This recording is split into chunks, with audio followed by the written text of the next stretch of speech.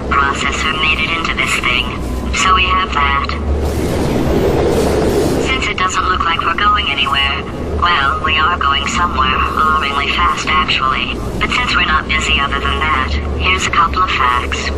He's not just a regular moron. He's the product of the greatest minds of a generation, working together with the express purpose of building the dumbest moron who ever lived.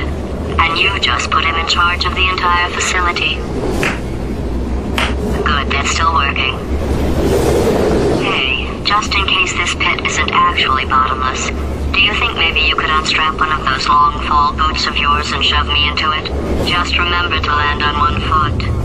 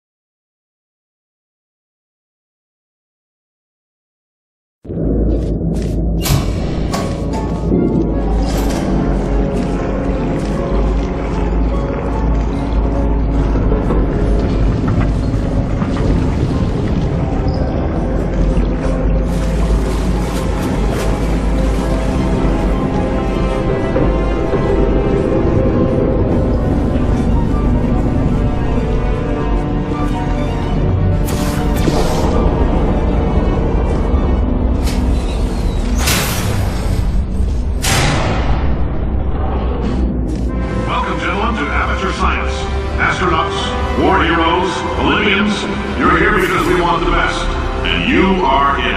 So, who is ready to make some science? I am. Now, you already met one another on the limo ride over, so let me introduce myself. I'm Cave Johnson. I own the place. That eager voice you heard is the lovely Carolyn, my assistant. Rest assured, she has transferred your honorarium to the charitable organization of your choice.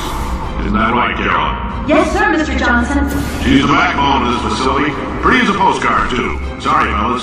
She's married. There's 1,000 tests performed every day here in our enrichment spheres. I can't personally oversee every one of them, so these pre-recorded messages will cover any questions you might have and respond to any incidents that may occur in the course of your science adventure. Your test assignment will vary depending on the manner in which you have bent the world to your will.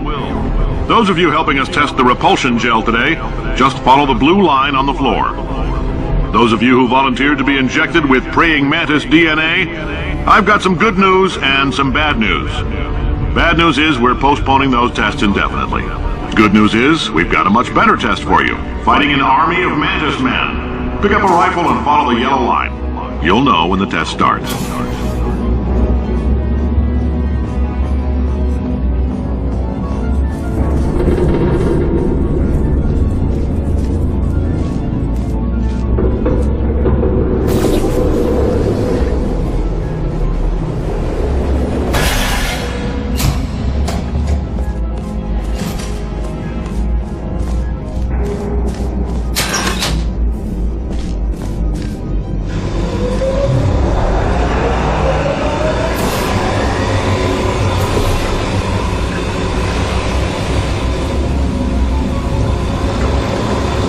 They say great science is built on the shoulders of giants.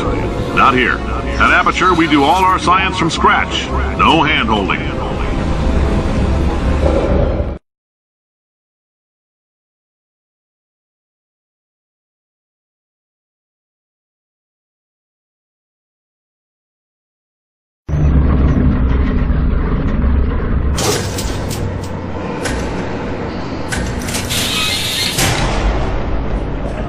Let's get started. This first test involves something the lab boys call repulsion gel. You're not part of the control group, by the way. You get the gel. Last poor son of a gun got blue paint. All joking aside, that did happen. Broke every bone in his legs.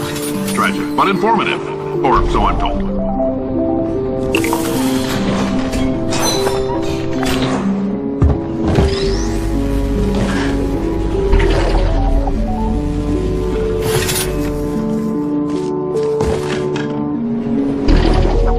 Boys just informed me that I should not have mentioned the control group.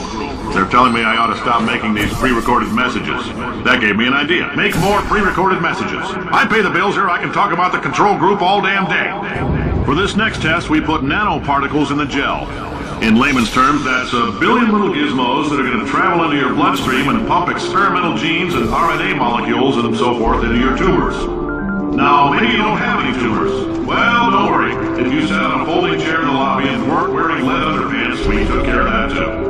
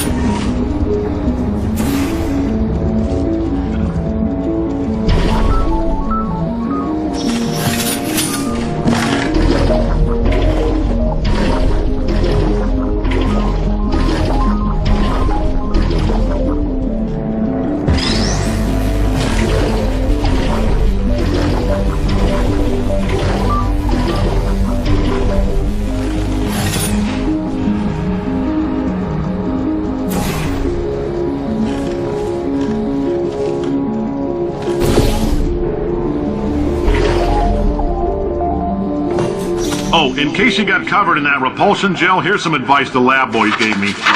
Do not get covered in the repulsion gel. We haven't entirely nailed down what element it is yet, but I'll tell you this, it's a lively one, and it does not like the human skeleton.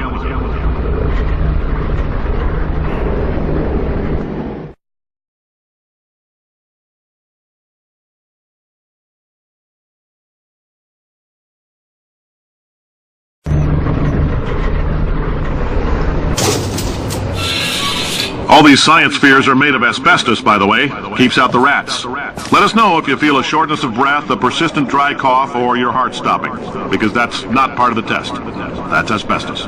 Good news is the lab boys say the symptoms of asbestos poisoning show a median latency of 44.6 years. So if you're 30 or older, you're laughing.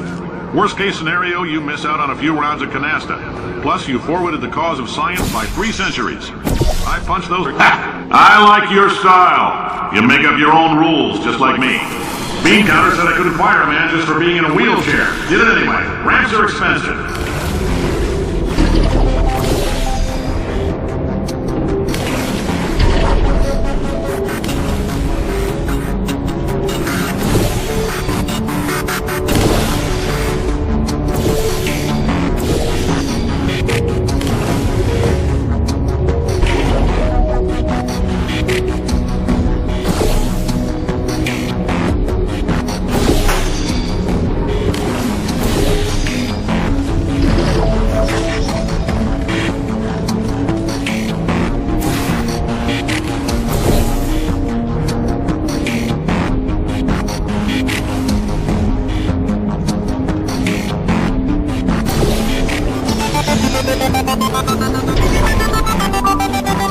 Just a heads up, that coffee we gave you earlier had fluorescent calcium in it so we can track the neuronal activity in your brain.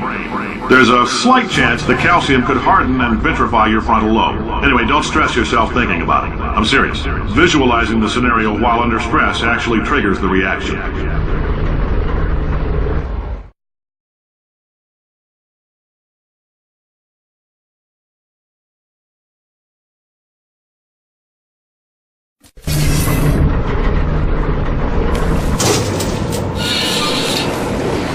Now, if you're part of control group Kepler-7, we implanted a tiny microchip about the size of a postcard into your skull. Most likely you've forgotten it's even there. But if it starts vibrating and beeping during this next test, let us know. Because that means it's about to hit 500 degrees, so we're going to need to go ahead and get that out of you pretty fast.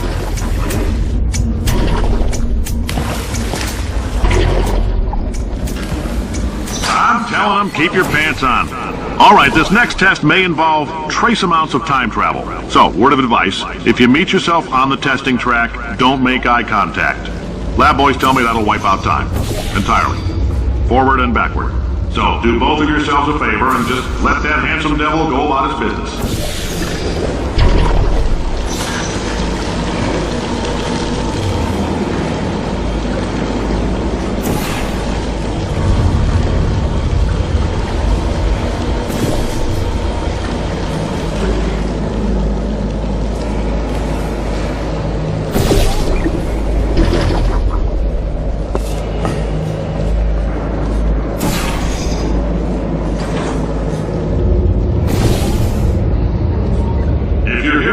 It means you're taking a long time on the catwalks between tests.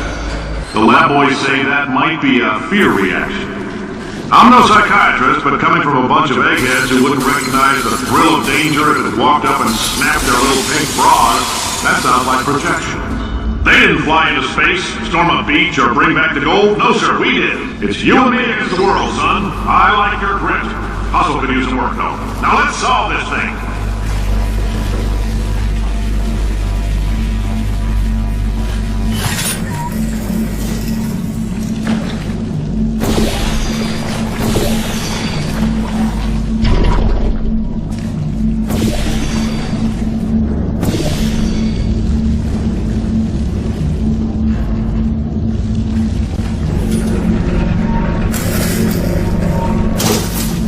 Science isn't about why, it's about why not. Why is so much of our science dangerous?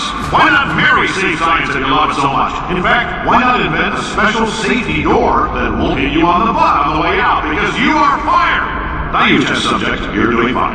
Yes, you, box your stuff, out the front door, parking lot, car, goodbye.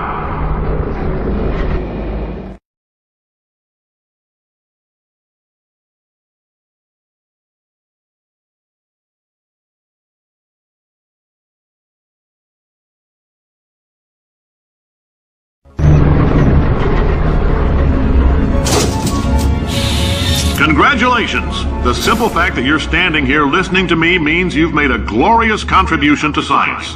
As founder and CEO of Aperture Science, I thank you for your participation and hope we can count on you for another round of tests.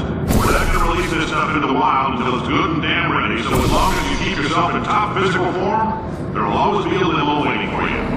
Say goodbye, Carolyn. Goodbye, Carolyn. She is a gem.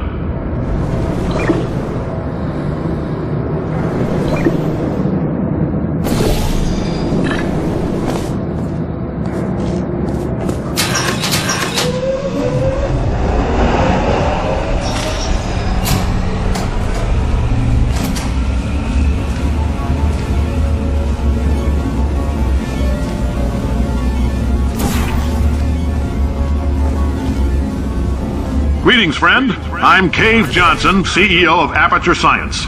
You might know us as a vital participant in the 1968 Senate hearings on missing astronauts. And you've most likely used one of the many products we invented, but that other people have somehow managed to steal from us. Black Mesa can eat my back. Oh, hi. Say, you're good at murder. Could you... Ow! Murder? Oh, thanks. Did you feel that? That idiot doesn't know what he's doing up there. This whole place is going to explode in a few hours if somebody doesn't disconnect him. I can't move, and unless you're planning to saw your own head off and wedge it into my old body, you're going to need me to replace him. We're at an impasse. So what do you say? You carry me up to him and put me back into my body, and I stop us from blowing up and let you go. Wow, you stabbed me. What is wrong with you? Hold on. Do you have a multimeter? Never mind. The gun must be part magnesium. It feels like I'm outputting an extra half a volt. Keep an eye on me. I'm going to do some scheming. Here I go. Oh, where are we? How long have I been out? That extra half volt helps, but it isn't going to power miracles.